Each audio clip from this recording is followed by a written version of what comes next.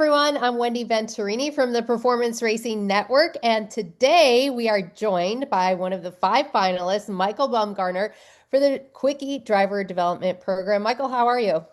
I'm good. How are you? Well, I am doing fabulous, and I am really excited because I get to bring you some breaking news to let you know that the end of the second segment for the driver development program that you are in the lead, sir. How does that make you feel? Definitely, it makes me feel great. We've put in a lot of effort and a lot of hard work, especially coming off second in the first segment and not too far back. So it really gave me a lot to shoot for and really buckle down and put my best foot forward. As a driver, how much are you thinking about the Quickie Driver Development Program as you go through your season and every event, and as you're representing yourself as a driver? How much is it in the forefront of your mind? A lot. It's actually the first thing. Okay. Really, it just kind of determines me to think about what moves I make on or off the track and how to carry myself and really just represent the brand the best that I can to not only for myself but to help it grow in the future. You talk about representing the brand. Is there a moment or an instant this year in 2026 where you've had to like double take because you know you are representing the Quickie Driver Development Program? Yeah, I think it's. I've been very fortunate enough to win a decent bit of races this year. But when I get to do my quickie, the Polish victory lap, that's a cool moment to kind of take it in and gives a little bit of extra incentive to really celebrate and take it in on that victory lap. That's cool. I'm so glad you do that. It's a way to honor his legacy. When the driver development program was started, it's based off of Ellen Quickie and their core values as a company, as an organization with a Quickie driver development program. There's five core values. One of them is to own the outcome, which I love. I love to hear about taking responsibility for where you are and what you're learning from any situation. How can you describe that, Michael, as a driver yourself, how you have owned the outcome and taken responsibility for one of those core values? Yeah, no, definitely owning the outcome. I think that falls into when you make mistakes more than when you succeed. I definitely have had a moment this year where I've had to maybe said the wrong things in the interview and learned from it and kind of, like you said, just owning that outcome and mature and realizing you made a mistake and just being able to move forward and be better. I think we've all been in that position at some point in our life, though.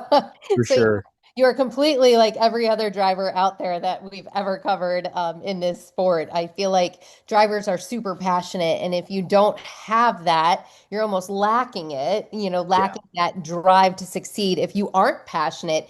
Has there been some really passionate moments for you this season? Definitely. I'd say definitely one for me would be the Jack Ingram Memorial. Just how much of a roller coaster race it was. It wasn't a clear cut outcome of how it was going to work out. We were in contention and where we needed to be, but it wasn't. Didn't feel like we were going to have a chance to win. And uh, cautions bring cautions, and that's ended up happening, and we were able to capitalize and uh, come out the victor in that one. What's been your favorite victory this season? I know you've had the awesome opportunity to win quite a few races this year. So what's been your favorite one in 2026? Um, I have two. I would say my first one with Rick Ware.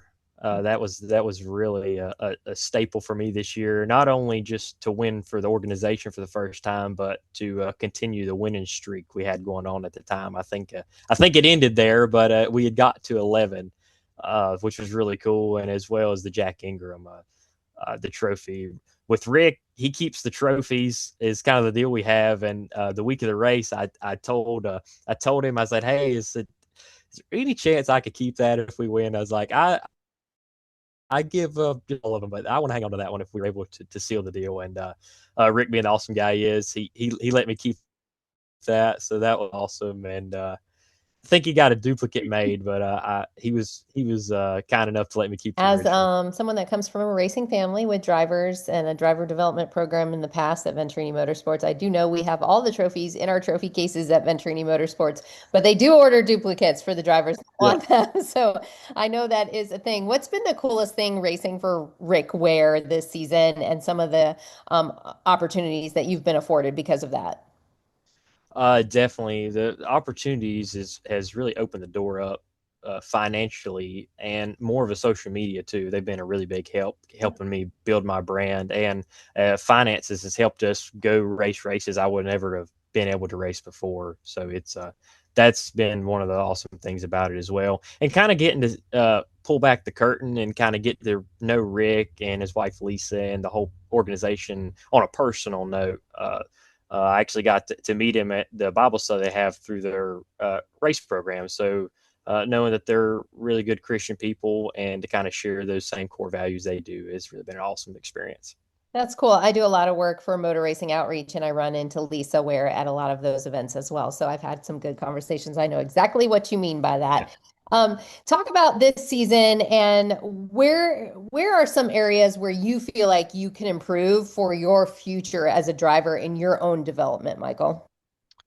I definitely with my interview skills. I I think definitely you've could. come a long way though. Yeah, I have. I've definitely learned a lot from you. You gave me great pointers throughout the year to help me be more consistent and deliver a more cleaner interview.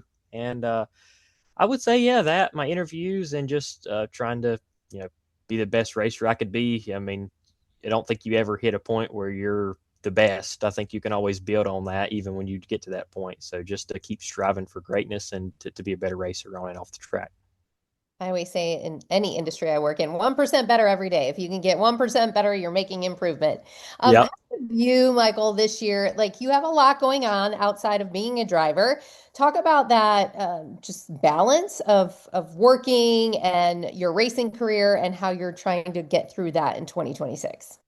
It's been a lot. It's been stressful at times. It's been times of like, holy cow, this is I don't want to say almost too much, but it's different. I've never been under this much, I won't say pressure in my race career before, but just kind of carrying the banner for the Quickie program and as well for Rick Ware and our race team to still uphold what I need to do and juggle everything. I know we just had our charity golf tournament for the Cardinal Kids Foundation recently, and that kind of pushed me because I had to get up and talk in front of 85 golfers, and I didn't have no adrenaline pumping. I didn't just get out of a race car, so it's such a different atmosphere in that aspect to talk in front of people and as well as that. So yeah.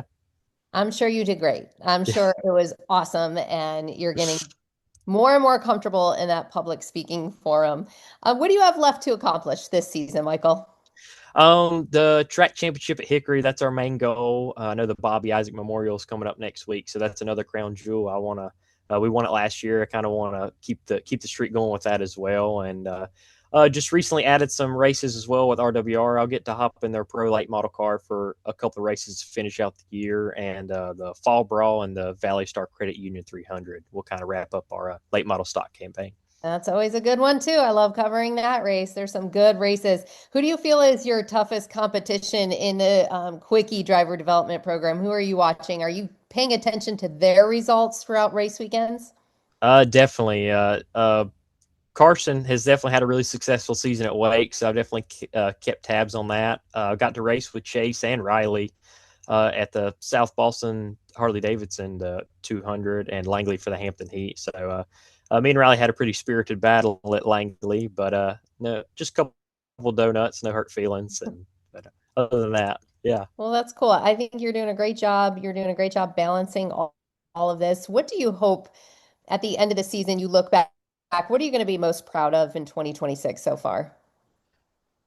Um, Obviously, hopefully to be taking the Quickie Cup home with me and for our race team. But overall, even if it doesn't end up working out, all the knowledge and skills that I've learned throughout the year of not being a part of this program. If I hadn't have been a part, I would have never gotten to do this or be better at some of the interview skills and charity work. And I just wouldn't have had the opportunity to push myself to do that. So I would say that'd be the biggest takeaway.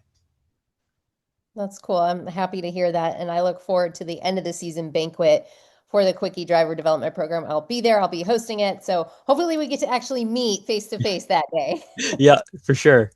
Awesome. Well, congratulations on ending segment two, second segment as the leader of the Quickie Driver Development Program. You're coming down to the home stretch. Good luck on these final few months. Thank you very much. All right. Thanks, Michael.